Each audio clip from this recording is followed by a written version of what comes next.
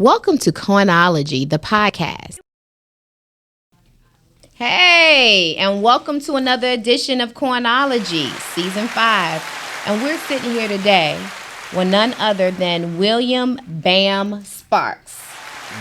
Yeah, a whole vibe up in the building today. I see you got Old Atlanta on. Old Atlanta. What does that mean? You born in Atlanta? Yeah, born and raised. Greater baby. Really? Yeah. Now, that's hard to find. You typically don't find any Atlantites. Yeah, that's right. A lot of people, they were either displaced or just move out of the city altogether. But yeah, born and raised, went to Frederick Douglass High School, left, went to Albany State, and finished up at Georgia Tech. Okay, Albany State. Okay, what did you what you major in? Chemical engineering. Okay, chemical engineering. How did you choose Albany? Of all the schools to go to, why Albany? Honestly, I had two options. I was accepted to Florida State, and Georgia Tech didn't accept me off the bat.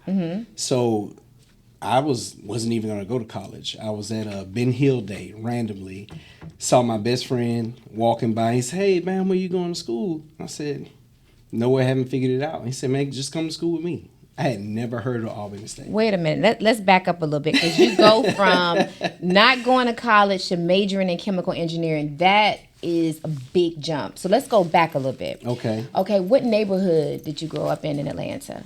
Well, I'm from Adamsville, so Okay. I grew up right on the line of Zone 1 and Zone 4. So if you're familiar with Jackson Memorial Church, Harper High School, so Fairburn Road and Collier. So right by Collier Park. That's where I grew up. Two-parent household? Yep. Okay. And brothers and sisters, or? Yeah, I got an older brother and a younger sister. We all 10 years apart. 10 years, 18 days to be exact. So it's sort of like being the only child then, right? Sorta. Essentially, yeah, kind of, sort of, because by the time my brother, got ready to get out the house, I was getting ready to help raise my sister. So, yeah. So traditional upbringing. Yeah. Very, very solid. I mean, traditional West Side upbringing. Okay. What does that mean? What does that mean? Both my parents are from Adamsville, so okay. I love Golden and Quincy, but it was a good time. Okay. It was different. Okay. Yeah. And so through high school, were you really good in academics? Yeah, I had like a 3.7 GPA. I was a magnet student.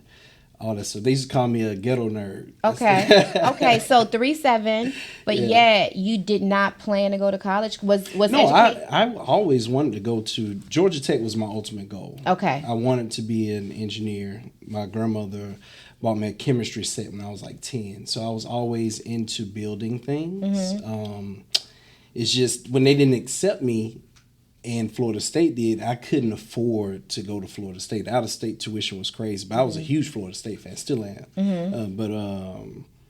I just had to figure something else out, and I didn't know about the dual degree program. It was Morehouse, Albany State, Savannah State, Fort Valley State. I can't remember the other ones, but I just happened to look up and saw my best friend walking down the street, and he said, "Just come to school with me." And it was almost like another level of high school, because a lot of people from Atlanta end up going to Albany State. I want to say 20 of us from my high school end up going to Albany State. Albany State. Yeah. Were you first to go to college from your parents? Yes. Okay. My brother went to the Marines straight out of high school. Okay. Yeah. So it was never a real discussion that, okay, if you don't go to Florida State, well, we can't afford Florida State, Couldn't right? afford it. But if you don't go to Georgia Tech, then there's other options. That was never a conversation. No. So when you got that denial letter from Georgia Tech, how did that make you feel? I don't know. I was kind of lost, because I was super last minute with the whole process. Took the SATs late. The whole everything from the applications. So when I didn't apply anywhere else, it was last minute. I had nowhere else to go. Literally, when I did get accepted to Albany State, I think they accepted me the same day or next day. There weren't any housing. No housing was left. So I ended up having to sleep on the floor. Well, the first week I stayed with my boy Tony. Shout out to Tony. He was on the baseball team, so they were there early. And his roommate was an upperclassman, so he wasn't there yet. So I got to chill in his room, and then when the semester started, I had to go upstairs until my room was ready. So I slept on the floor in Trap and Kevin's room, two of my really close friends, and Then they moved me into this quad. So they basically tore out a computer lab and put the last minute people in the same room. So, You know, that's one of the things about HBCUs that I think is very important is, and not all HBCUs do this. I know there's certain HBCUs, but they make sure that no one's left behind, right? Yeah. So I think it's very important that as we talk about today's times and the way that the funding is being removed for many children, such as yourself, who did not just barely make it through high school. You were a scholar, a 3.7 GPA scholar, but just didn't have maybe that mentor to say, hey, Bam, register early. Hey, Bam, apply early. Hey, maybe have multiple options in play, right? I, going through that with my daughter right now. She's preparing for graduation, and it's so many things. Even though I'm a master's, I have a master's degree, right? Okay. But I was the first to. My mom went to college, but she didn't finish. My father did not. But there were so many things I just didn't know when I applied to go to school, and I made decisions, and I luckily, things worked out well for me. I chose a great undergrad and a great grad school. Maybe I would have chosen differently had I had someone to mentor me through the process, but I won't go back over spilt milk. But what I don't want is my daughter to make the same mistakes I made. So it was important for me to reach out to someone who knew what I didn't know. Yeah. To make sure that she truly understood all of her options, and she made the decision off of all information, not limited. But so what does how do you feel right now, before we go further into this, about the attack on the HBCU funding? Because a BAM may not exist today if the limitations of today were there back then. Yeah, I wouldn't exist. I probably would have just went into the family business and did construction and, I don't know, continue to be an entrepreneur, but not necessarily have that college experience. That's probably what I would have done. So as a kid, at that moment when you got that denial letter from Georgia Tech, you didn't know what you were going to do. I had no idea. Parents didn't say? No. Actually, it was my aunt Pam, because she went to Spelman. I think, because I can probably name on one hand how many of my family members prior to me actually went to college. Most of my family were entrepreneurs, like I say, in construction. My aunt Pam went to Spelman. Most of my uncles went to the military, and they might have went to college afterwards. But my cousin Shauna, she went to TSU. On my dad's side, that was it, really. Oh, and my uncle Ed, that's who actually got on top of me. He went to Edward Waters. And he was like, nah, bro, you're going to school. And him and my grandmother threw me in the car and drove me to Albany. Yeah, That's amazing. Yeah, that was amazing. So they dropped you off knowing you didn't have a new place to stay. They said you'll figure it out. I had to figure it out. I mean, like I said, I had a bunch of friends down there. My best friend, Twan, he was in Andrews Hall. Like I said, Tony, a lot of my guys from high school were there, or mutual friends that might have went to a neighboring high school. So we just figured it out. You just thugged it out. Yes. So chemical engineering, you came in straight with chemical engineering. And how did you end up finishing? Did you finish with chemical engineering? And well, so what happened was, as I was in my last semester, I got a call from my cousin Doug. He was with Tip. Tip wanted to launch Grand Hustle Sports. They got a call from Adam Pac-Man Jones, who was like, we see these labels kind of creating their own agencies. How can we do this?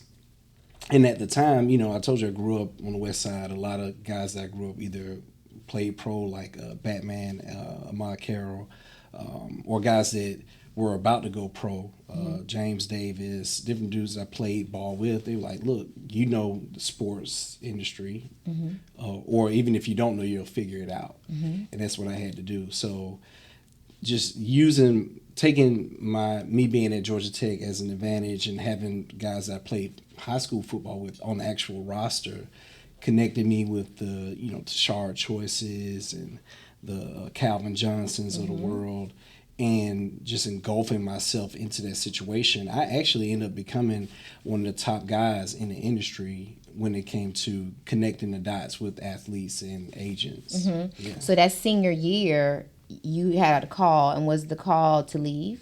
Yeah, It was. I was on 14th and Northside Drive at the Crystals in the Crystals parking lot, trying to figure out how to make stuff happen. Because I couldn't afford the parking decals, so I don't know if you remember how Techwood was back in the day, but I used to have to park all the way around by those apartments after you passed the varsity, and yeah, I was just thugging it out, running back and forth to class. I had to work a night job. I worked at Empire Distributors. So I would go in 6 p.m., get off maybe 2, 3 in the morning, go take a nap, be at class at 9 a.m. So it was taking a toll. So it was a easier decision because... Even in your senior year, Bam? Yeah. Right before finishing. Yeah, I know just looking at the numbers, and I had other friends that were also engineers that already graduated and were at their job, and it's like they hated it. Even though you're making 150, 200,000 a year, it's not necessarily what we wanted to do. We weren't passionate about it. We were just smart enough to say, okay, we can take these courses, get this degree, go take this job, and we'll figure it out from there. But it wasn't something that was fulfilling. It was a job. Yeah, I often think about that too, because I say, it's all about what you have exposure to, right? Because to be honest with you, when I was growing up, I didn't see a Ebony. I didn't know about this publicity field, or what I did know and what I saw, and this may be controversial to some, I was really impressed by Bad Boy and what Sean Combs created. And I would watch that, and I studied it, and I started studying his tenacity. And those were things that attracted me. And I said, I want to do something like that. Okay. So again, it's about exposure. It's about what you see. Yep. So did you make that decision yourself? Did you sit in that parking lot yourself and say, I'm about to walk away from 4 years of school, my last semester. Just like that. Just like that. I was in the car. I mean, because it's my big cousin. We're more like cousin brothers. And he's like, look, this is the move. And you have to think, at that point in Tip's career, I want to say this was after trap music. I can't even remember what album this was. And like you said, it's exposure. So in my community, all you saw was people either playing basketball, football, going to the league, trappers, or now rappers, and being exposed to that light and maybe trying to figure out how to manage them, get a percentage off the management, also the contract, negotiating, and also it was always driven by community, because a lot of my guys that were going pro at that time, I think the percentage of people going broke once they left the league was 85%, something like that. So I wanted to see, how can I stop this? And once I got engulfed in the business, I saw that they weren't being led like people that looked like us. They would go to the University of Alabama, and Nick Saban's agent ended up becoming their agent. And here's the guy that's going to sell you your car. Here's the guy that's going to do your, like, everything is your in wealth their own, management, everything in one little ecosystem. And you don't know if you can trust them or not, because they might not have your best interests, or you might just be another athlete on their roster. It just, once I saw the business, I saw how I can do good in the business and lead them into a different direction. So you said peace. Yeah. To Albany. Well, I had already left Albany. You were at Georgia Tech. Yeah, I was at Georgia Tech. I was back in the city. Okay. Yeah. So you said peace. You left. Did you ever look back? No, not really, because having a piece of paper on the wall didn't necessarily justify any of the things that I was doing. So it all ended up working out in the long run. Of course. Now they just sent me over a letter to be a part of the alumni board, because Georgia Tech is going more into the creative space, and they want more kids that look like me to get in there. You got to think, it was me, maybe 6 other black students, and then the football team and basketball team. Like, that's it. No mentors, nothing. No one to kind of walk you through this process. No, not at all. Wow. So you were just led by this internal fire and the trust that you had for your cousin. Yeah, that's it. Okay. And I was going to figure it out. So you entered into the entertainment industry. Yep. at 20. I was 22. Yeah, I was 22. No, about to be 23 actually. Yeah, I was 23 years old. And so was it with no mentor, just your cousin, in the midst of Tip's height? Yeah, it was at his peak too. At his peak. Yeah. Was it everything that you thought it was going to be? Yeah, it was dope. Everything was dope. I would probably say what changed a lot was 2007 when he got arrested. I remember the day because my boy Darius Dials, we played football together in high school. He went to Vanderbilt. And two of his teammates, Earl Bennett and Chris Williams. Chris ended up going first round. Earl went third. Both of them ended up getting drafted by the Bears. And we were in the car, headed to the game. I think they were playing Georgia. And they wanted to talk about signing and doing a deal. And literally halfway down the 75 or 85, I can't remember which one, we got the call. We had to turn around. It was at the Civic Center. So that day, it changed a lot, and I think that was a really big pivot for me, trying to figure out, okay, how do I navigate this with these kids while he's going through this? And that's when I kind of started understanding the music side of the business too, because I'm like, okay, well, I might not be able to depend on the sports.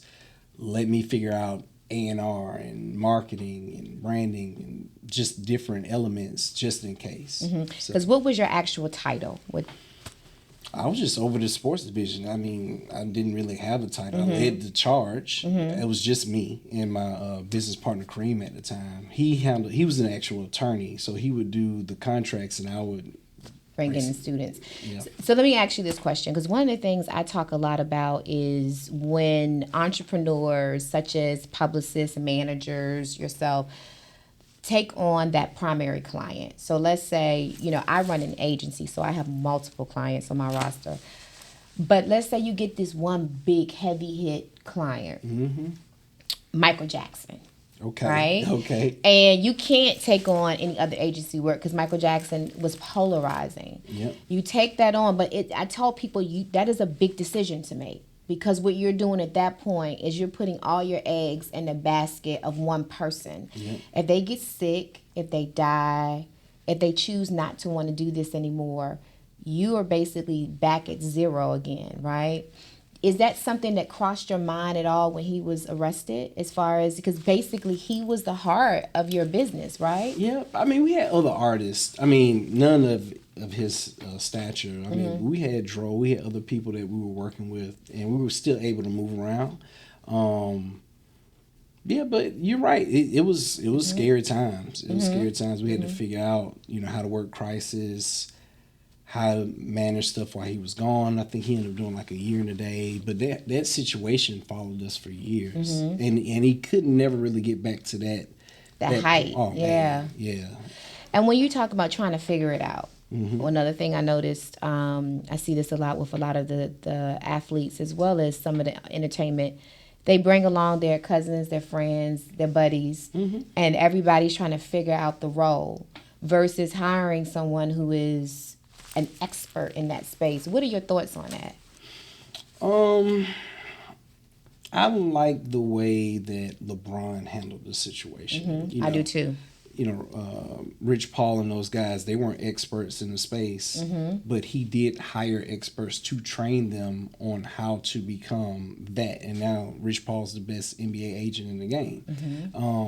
I think there's a way to do it. I had to learn the hard way, but just based off of my relationships, I ended up being around some of the best guys in the business.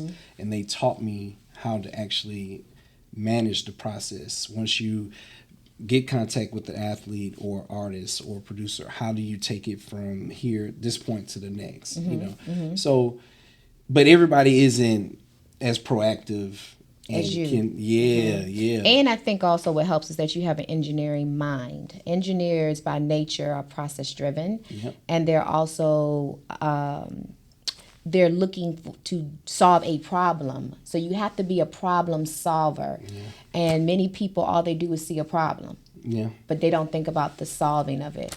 So let's talk a little bit, Bam. Did you ever get married, have kids? Nope. Well, I do have a son. Okay. He's 2.5 now. 2.5. Okay. Yeah, Okay. yeah. Would you want him to follow in your footsteps? Of course. Of course. It's a tall task. But, I mean, of course, I'm going to guide him a certain way. Kind of like I did my sister. Like you said, it was almost like, being a brother-dad because our age gap. But I walked her through the process. She went to University of Alabama for undergrad. She went to Clemson for her master's. We took over the company, the family company, and now she's her own boss. And, just learning from my mistakes. Hey, don't do this. Apply for this. Make sure you have. And I'll do him the same way, making sure he gets the best education. Make sure he doesn't have to go to college if he doesn't want to. Yeah, I wanted to ask you about that. So what are your thoughts on college? I think it's most definitely needed for some people.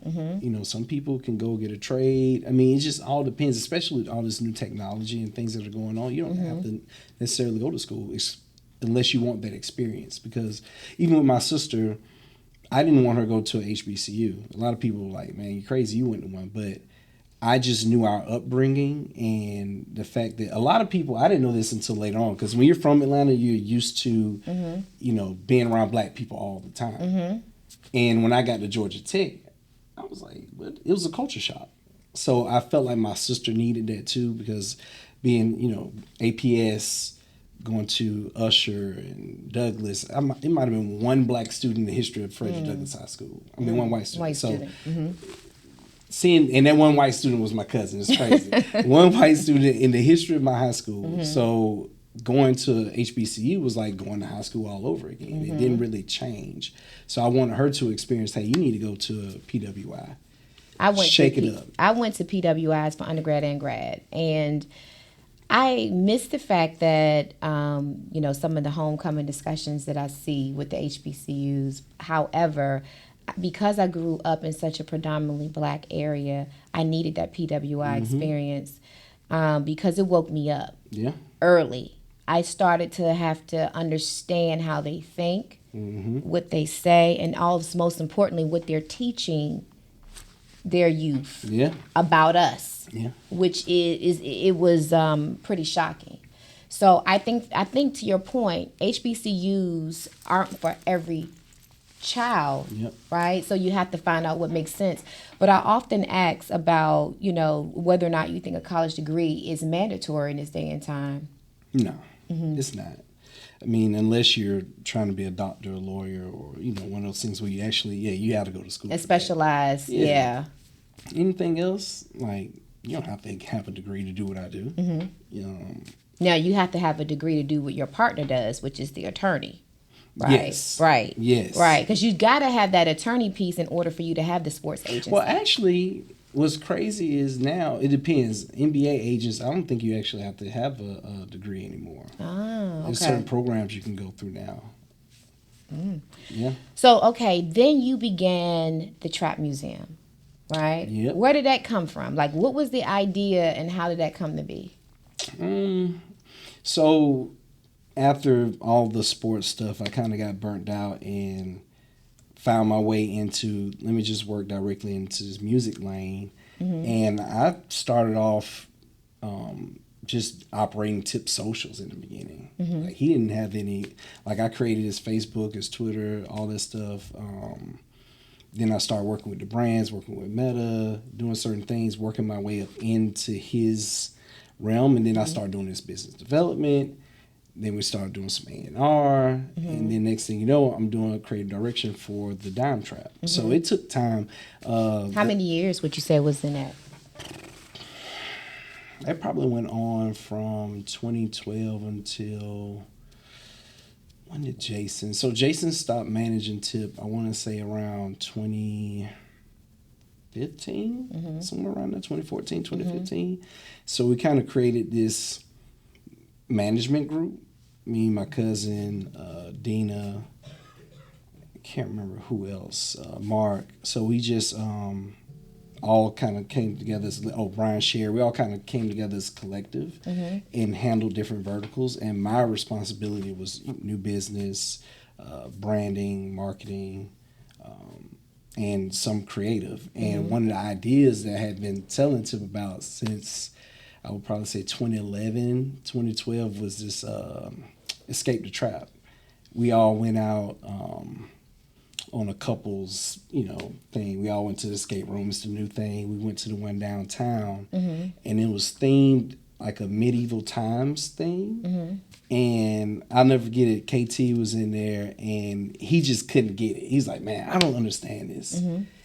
Why we don't have a trap version? And I'm like, man, we should do something like Escape the Trap. And I said it, and everybody kind of turned around like, wait a minute, that's a good idea.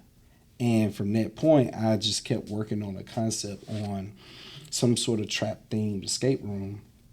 So when we were at the label, we was at a Rock Nation doing a presentation for the album, and they were like, okay, so what other programming can we do around launching this? And I pitched Escape the Trap, and everybody loved it. We started putting together a budget, and we came back to Atlanta. We were looking at the building that the museum's in, and I remember Tip wanted to do almost like a studio complex, and we were taking the tour in that basement where or not basement, that bottom floor where the escape room is. Someone was living there, and it looked like a trap. And I'm like, oh, this is it. I said, dude, we can't put a studio here. We got to do the escape room. And he's like, okay, cool. That sparked the idea. He purchased that building in May of 2018.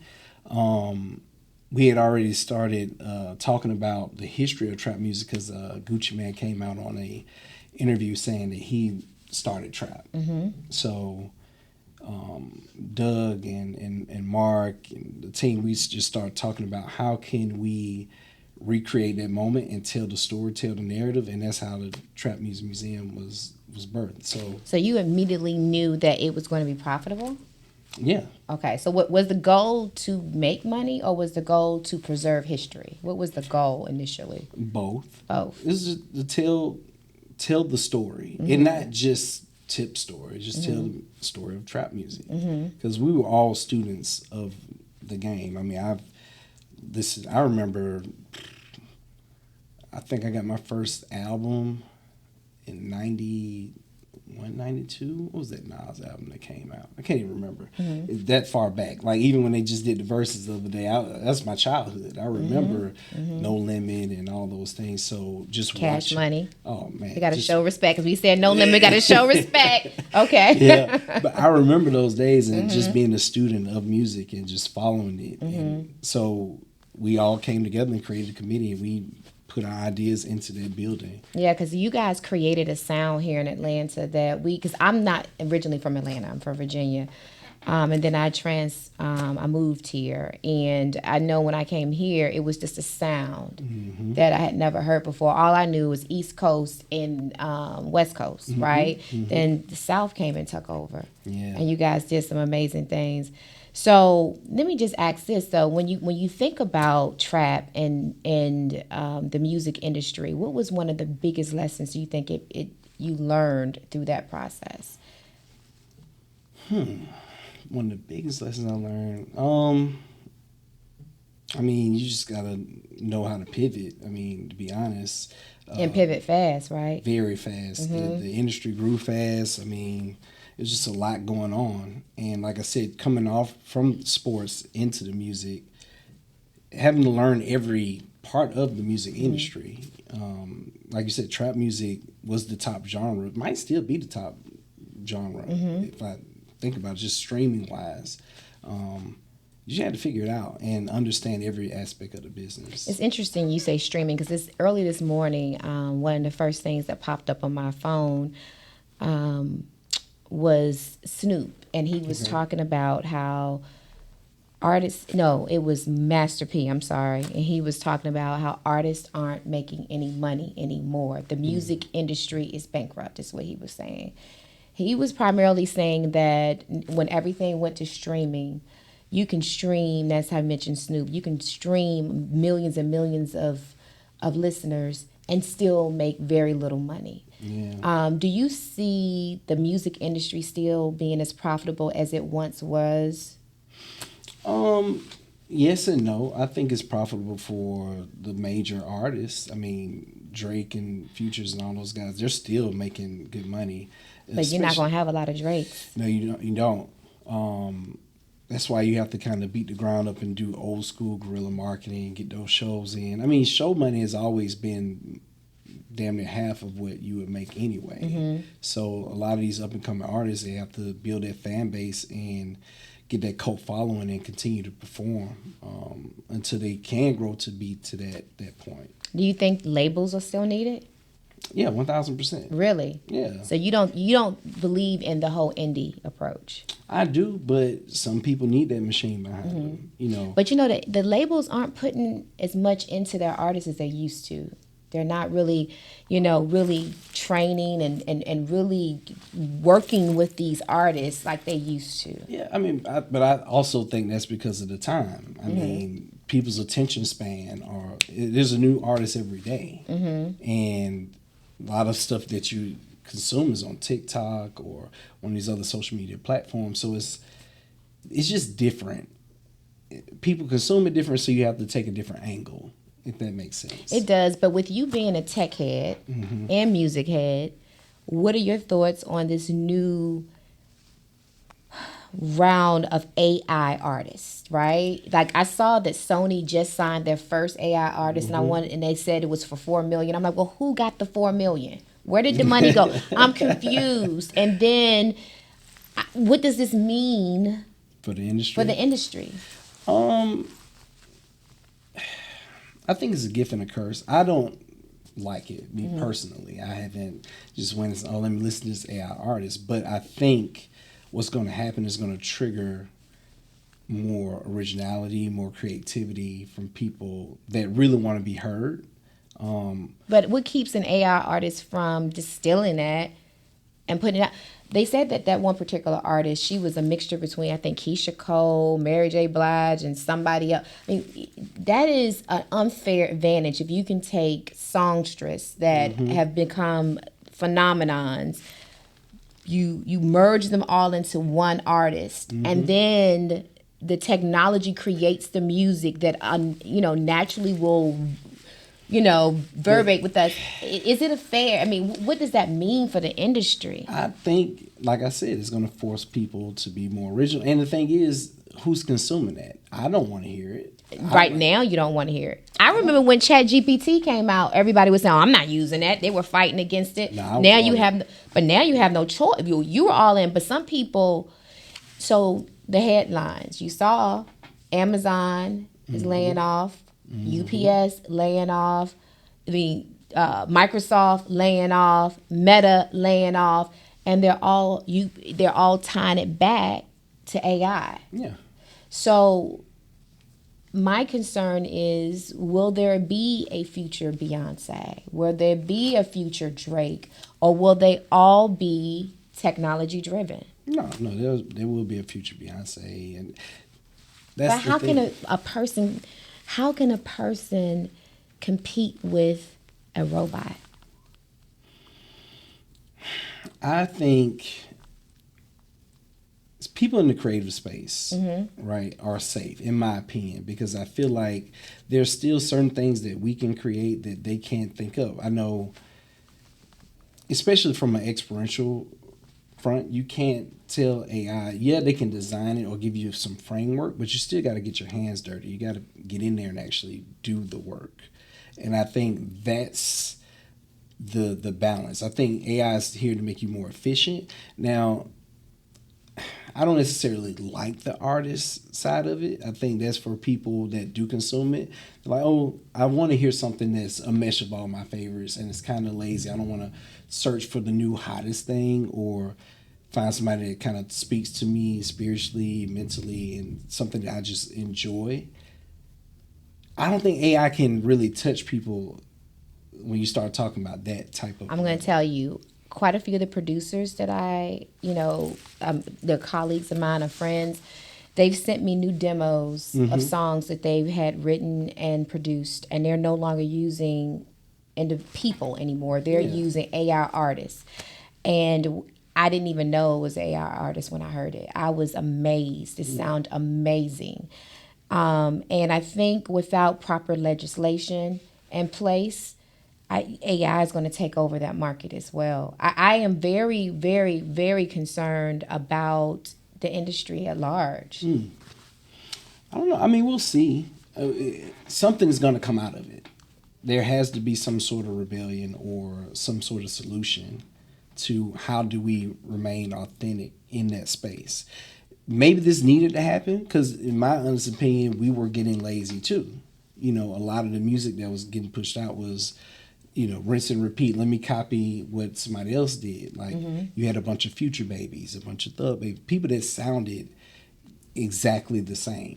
Metro Boomin said something the other day. We need to go back to more of a regional sound. And I don't think he necessarily meant that. I think he meant more authentic to your space. And how do we get back to that level of creativity versus everyone with the same beats? Everybody sounded like Wheezy or Turbo or like, you know what I mean? It was too cut and paste. So you're not worried about AI at all? No, we have to be innovative. I think this is going to drive people to be more innovative. So as you think about your future, do you think at all about AI? Yeah. I mean, we're actually about to compete for this T-Mobile AI competition in the telco space and how to make things more efficient for our community. So, yeah, I think you have to use it. You just got to figure out a balance. How to do it. I think it's called right sizing. Okay. Right? I think companies have to figure out what do I really need? How do I structure it? Because in the end of the day, you still need some type of human component. Now, this is the thing. They are creating AI. They're creating robots now that can, in essence, have some type of empathy. They're teaching them how to empathize. It is very dangerous out here in that space, but I think it's making people think about what they do differently. I saw an article yesterday where Elon Musk had mentioned that 100% of the jobs were going to go away. And that civilization will just be able to focus on growing vegetables and being able to create a life. And he believed in universal high income systems. And so, but that is what a lot of the leaders are looking towards, the everyday jobs that we have going away. Wow. I don't know. That sounds very interesting. I don't know what that would look like. I don't think it's all going to go away. I think, like I said, it's just going to make us more efficient, and we have to get back to being more handsy. Plumbers, electricians, things that are needed in the community, and we need to do it for ourselves. And that's one of the things I think you and we had a great connection around creating solutions for our community. Yep. One in particular, you're working on a crowdfunding project right now, specifically in the telecommunications space. That is correct. And I think that is so important because instead of us complaining about what's not being done or how things are being done unfairly to us, we have to start taking hold of that. How did this project come to be for you? Well, it was actually right after COVID. I was leaving the museum. I was going to a esports meeting because at the time I was working on the esports project on the Beltline, and there was an older gentleman who wanted to launch his own at Morris Brown. So right at the old arena, he had rigged his own circuit in the back. So he took some 2x4s, went in the ground, found some dark fiber, and was running his own internet service to stream all of his gamers. Wow. Yeah. And this guy he had to be in his early 60s, and he was self-taught. It was very impressive. At that time, I knew nothing about this industry at all. So just hearing him talk about it and saying that this was the fastest internet in the city, and mind you, we're on Martin Luther King at Morris Brown. I'm like, how is this possible? And he started explaining to me, the digital red line, different companies like Google and other majors that came in and started laying this fiber, but then walked away from these projects. And a company like Crown Castle leasing it out back to Mercedes-Benz and AT&T and Georgia Tech. But that wasn't going back to the AUC in Vine City, English Ave area. You know, I'm from the West Side, so my nephew would literally at that time go to the library, have to go to Starbucks and these different places, or come to my house to do his homework. So I'm like, well, this obviously needs to stop. So there's my engineering brain, like, okay, how can we fix this? So I called my co-founder, Al, and Al's an OG in the game. He was around in the 80s and early 90s with AT&T. He actually put the fiber optics into the Hartsfield-Jackson. So I knew he would understand the space. He came, checked it out, and he said, dude, everything's checking out. Like, what can we do? And I said, well, I want to provide this for our community. Can we do that? And that's how Culture Wireless started. And that was 2021. So from there, we created a mesh network in Vine City that spilled over to Clark's campus, and we were providing cheaper internet access for the community. And then from there, we ended up getting an investment from Andreessen Horowitz. Went to startup school because, you know, I've worked in tech startups before, but, you know, it was all what I was exposed to. I haven't done it at that level of, you know, working with one of the top venture capital firms in the world. So I had a lot to learn. The 16 weeks pretty much changed our lives. They invested, and from there we met the VP of T-Mobile right after demo day through somebody else that was in the cohort with us, Jonathan. He looked out for us, and we wanted to change everything. We saw what was going to happen with the new administration. They cut a lot of the federal programming. Which administration? The new administration for Biden or Trump? Well, on the way out, Biden received a lot of pressure about some of these programs, particularly the Affordable Connectivity Program, because there was a lot of scamming going on in our communities. People were taking identities, because it was so easy. You could say, oh, I gave you a laptop, here, sign up, and as long as you qualify for food stamps or some subsidy, they would give me $100, and then they would give me $30 a month after that. And you would only have to pay like $5 for your internet service. So people were scamming. So he had to kind of figure it out how to change it. And then the new administration, when Trump came in, he killed a lot of those programs anyway. The digital equity grant, other things that were supposed to help fix that problem. And now no one has access. So let me ask you this. Do you feel that the change was specifically racially driven, or do you think it's because of the fraud that took place, and he's looking at where do we have a lot of pork and a lot of waste? From the Biden standpoint, it was more so about fraud. With the Trump administration, it was racially targeted. How can you tell the difference? He said on Twitter, he said, this isn't a handout. I'm not. So basically he was saying that I'm not just going to give you guys money. Specifically, George, he came after us pretty hard. We lost, I want to say, $22 million. That was supposed to go towards helping, you know, digital literacy. And he didn't want to fund any of those programs. Now, he couldn't get rid of the BEAD funding, the infrastructure bill, which helps run fiber in rural areas and certain urban areas that don't have access. So he had to kind of roll with that because it's a part of his bigger infrastructure bill.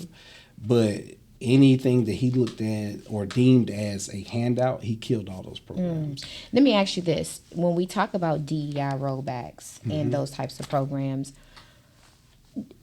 do you think that from a business perspective, we should position it not as we are providing internet for those that are less fortunate, but should we position it as in if we provide internet to these individuals, this is how it will benefit the country or benefit, the terms. I mean, we came out saying that we were benefiting the underserved and unserved communities, but that didn't just go for Black people. I went to Albany State. If you go down 75 in a lot of those small towns, they don't have access. But it's not the density isn't there either. So it just doesn't make sense for the big three to go out and spend all this money on connecting 10 houses on this 10-mile block, if that makes sense. So, but there is other solutions, like you said, on how do we word this to where it doesn't feel as if it's a handout. It's a benefit to the. I think it's a benefit.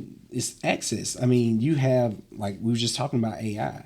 Like, if you don't have access to internet, you most definitely don't have access to ChatGPT. Mm-hmm. You can't get those other programs and learn what's going on. You can't move at the speed of technology if you don't have the basic essential connectivity. So, and in our community, it's not necessarily, especially in Atlanta, it's not necessarily access, it's affordability. That's our main issue. There's access to it, but can you afford to pay $100? Yeah. You can't do it. So, a part of the reason why we started doing this crowdfunding initiative through WeFunder is we came up with an idea with T-Mobile. Well, we presented it to T-Mobile that there's a way that the data rich like ourselves, we can take our unused data and give it back to the underserved, because there's a pool, and say you use 5 gigs out of your 10 or 20, whatever the case may be. What happens to the rest? It doesn't go back to your bill. I think there is a new MVNO that's trying to pay you back what you don't use. But how do you reward them for saying, okay, I'll still pay my premium, but can I give 10 gigs to the student at Spelman? Or can I give 5 gigs to the student at Morehouse? Whatever. Or a nonprofit. How can I give back and give them access to this data or this access to internet? Let me ask you this. Why is there a fee for internet anyway? Why isn't it, back in the day, there was a time where long distance phone calls used to cost you more. Yeah. And now you can call all over the world and it's just a flat rate. You're not being charged. So why do you think that there's still a charge for the internet? I mean, you have to charge. It's become like your power bill or your water bill or anything else. But why? Well, because one, you got to follow the money, right? Data's king. There's a new data center popping up everywhere. You need access to high-speed internet because you can't use the old technology. You can't use copper, dial-up, any of that stuff anymore. And there's a cost associated with it. And just understanding the business of telecommunications. Believe it or not, people don't necessarily remember you used to have to pay for your minutes and pay for text messages. If you have an iPhone, like, you're not using SMS unless you're texting an Android phone. Ours is automatically connected through data. So every time you send a text to me, it's going through your internet service. It's not your data. It's not going through your actual SMS. So there's a cost associated with it because they have to justify what they're sending and transmitting through these data centers and these high speeds of people being able to consume information. But why can't it be structured like the way Google, Yahoo, and so forth are structured, where they make money off of advertisement or something else, right? I mean, the wires have been laid. Like, I'm just trying to figure out, it seems to me that there is a way that this could be structured where the people aren't paying for internet. Well, there is a way. Right now, so I was just in LA last week. We just launched Destination Crenshaw with the community. Jason Foster, he's the CEO over there. They started this project. Nipsey actually came up with the idea before he passed away, so he got the naming rights. He came up with Destination Crenshaw, and essentially we're providing free internet for the community. It's right now it's 1.5 miles throughout Crenshaw, so it starts where the old Marathon store was all the way to, I can't think of the name of the street, but what we did is we have nodes up that we took some grant dollars and we're able to pay for the service, but we put these repeaters up and kind of created this mesh network that once you're inside of it, and if you're in a community, you can just log on, you don't have to pay anything. And we're about to do the same thing in Detroit. I want to launch it here in Atlanta on the Beltline just to start. But there's a way to do it.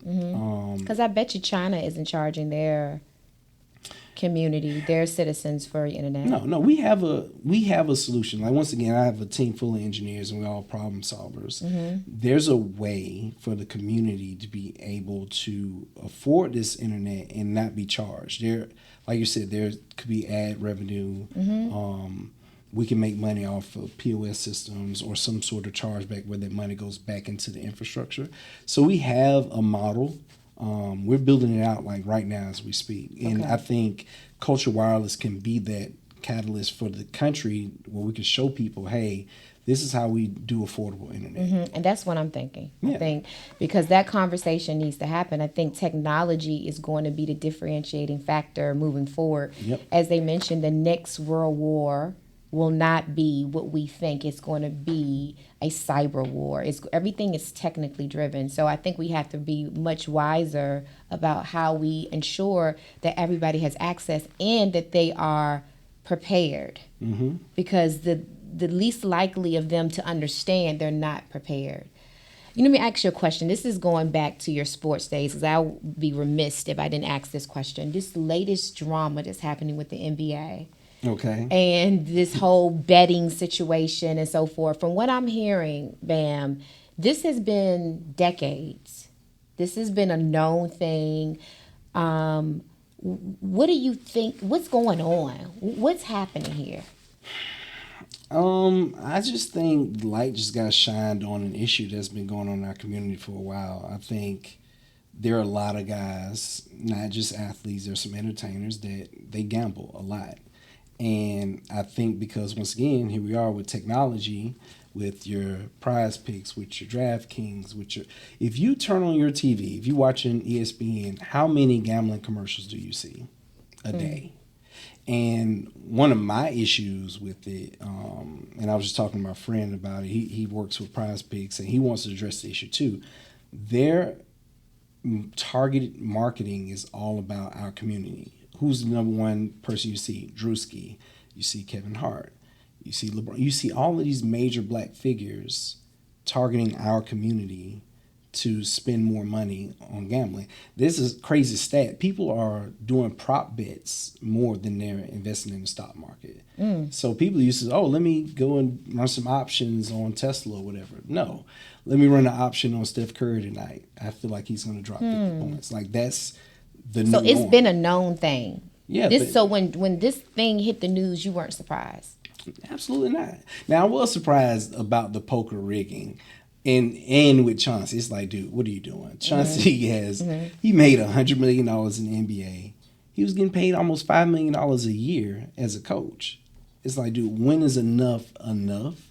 And but I don't even know if it's about the money anymore. It wasn't. It's an addiction. Right. It's a real addiction. But why? So Trump owns casinos. He knew this was going on because he's an inner. Why now? What do you think was the driving factor behind what's happening now?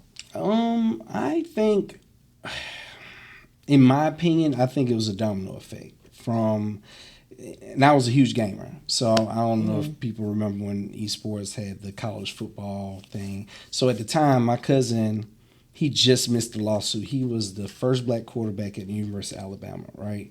And I would get upset, the family would get upset because you always see him on all these commercials and advertising.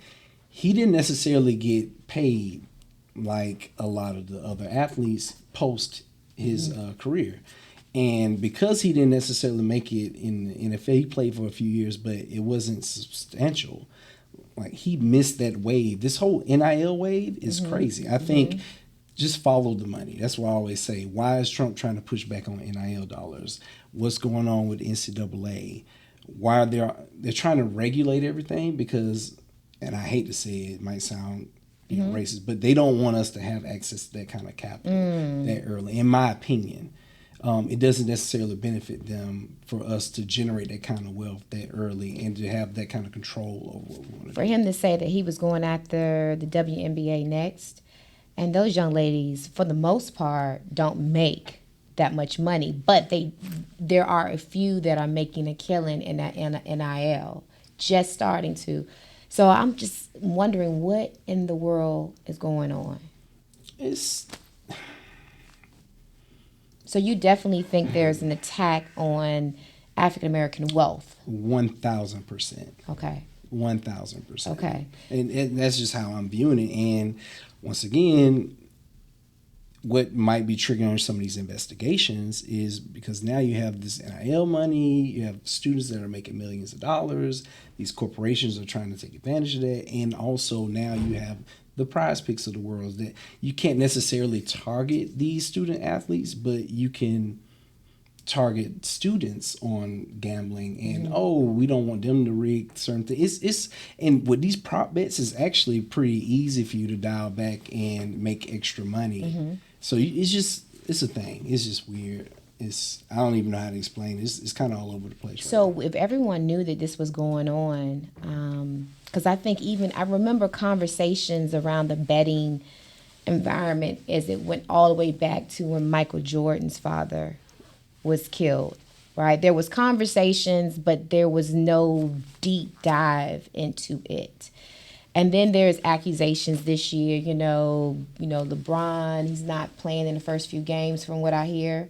No, he's not. He has this, what is it, sciatic nerve or something going on. I don't think it's because of the gambling. Okay. So LeBron's 40. I think our birthday is like 3 days apart. Okay. And I thought I was pretty athletic, but after 40, things happen. It's the weirdest thing. Right. Like I ran in the Peachtree Road race and I was doing training and I got Achilles tendonitis out the blue, and I'm Googling it. It happens right after 40. So I don't care if LeBron spending $1 million a year on his body and training. 40 is undefeated. Can't escape undefeated. it. Yeah. Well, I mean, we're living in some unprecedented times. I know we're going to see a lot unfold.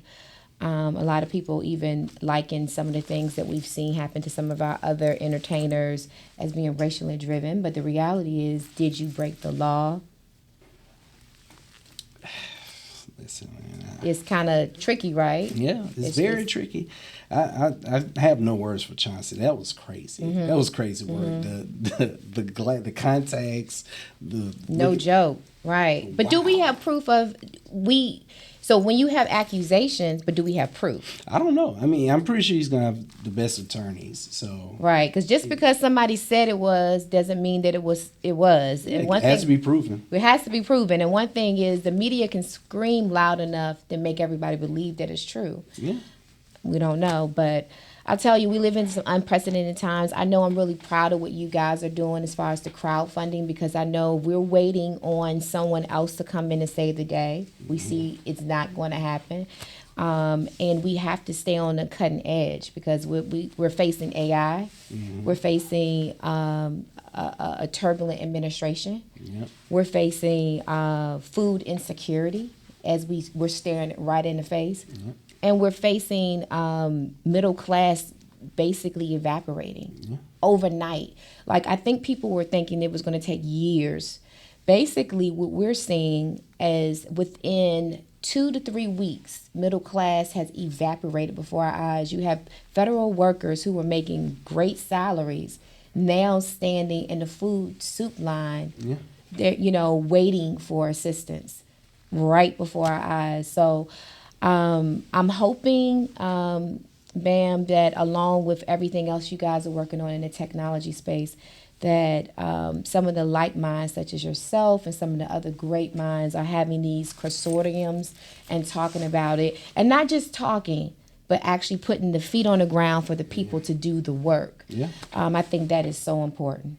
Yeah, we got to get the action going. I mean, just looking at it, like you said, like-minded individuals, we have to make a change. This is going to force community.